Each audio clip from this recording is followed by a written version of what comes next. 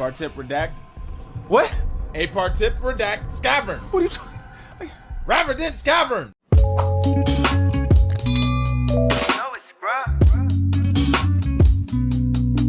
So I want to tell you guys the truth about your CNA exam for those of you who's been, looking up or looking through my videos to get help on passing your CNA exam.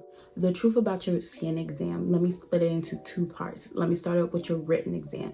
The truth about your written exam is that they're not trying to trick you. They're simply just trying to ask you basic questions that's gonna pertain to when you work in the actual field. The topics that they're gonna question you on, because I get a lot of questions asked, what type of topics will the written exam ask you about?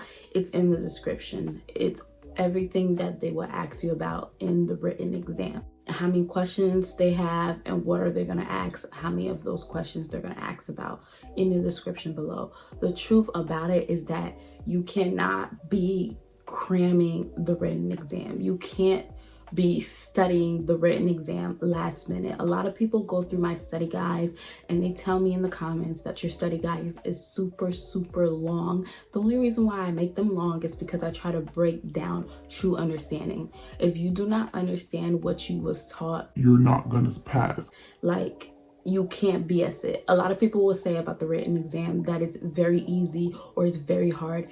Anything in life will be very easy or very hard depending on how much knowledge you know about it. So it's really depending on the individual. So if you're the type of person that want to prep yourself ahead of time, I advise you to at least give yourself 4 weeks, that's about a month, to study your written exam. Do a lot of practice tests, practice study guides. That's what I did to help me pass my CNA written exam.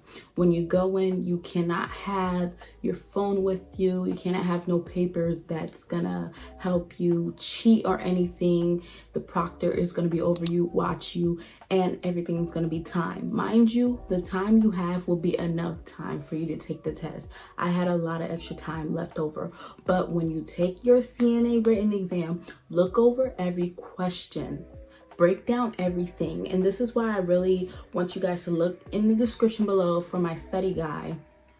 It's completely a 5-part study guide for free on YouTube, no BS, to help you understand the breakdown of the CNA exam. Like I said, a lot of people complain and say, we want short answers, we want it to be quick, why is your study guide so long? The study guide is not built for everybody. The study guide is merely built for people who want true understanding. You can drive and listen to the audio. You can chill, and just listen to the audio. You can watch visuals. You really got to understand what type of person you are that study. You got to understand, are you kinesthetic learner, audible learner, visual learner? You got to understand what type of person you are. Like me, I can listen and see visuals and it's gonna click for me, because it's kind of like if you listen to music and watch a music video. If I listen to music and I watch the music video, everything will align for me to kind of comprehend the message that's trying to be portrayed, if that makes any sense. So with the CNA written exam, you can't be cramming, okay? You have 3 tries to take it. They say you have 3 tries to take it.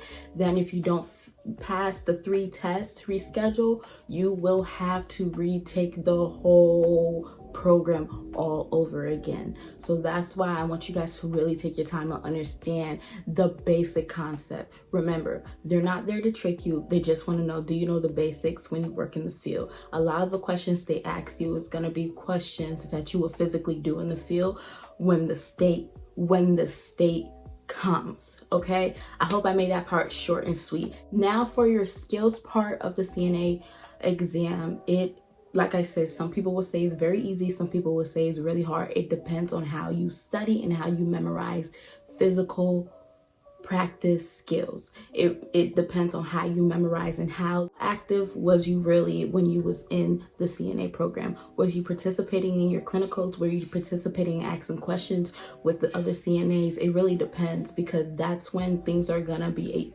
easier for you to remember and muscle memory. I talk about that a lot in the description below.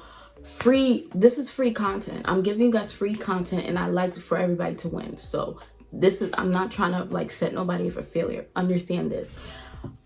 You gotta really know all the skills because it's computer generated. They're gonna generate what type of skills they're gonna throw at you.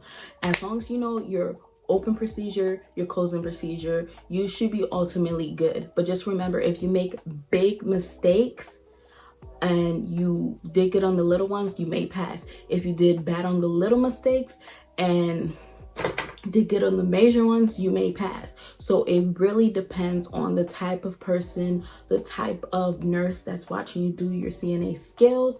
I will tell you to prepare for all the skills and do good on big and little mistakes. Don't make no mistakes. Practice it as if you are the main character. You are the play. Like I said, you're practicing to be a CNA because you're going to become a CNA.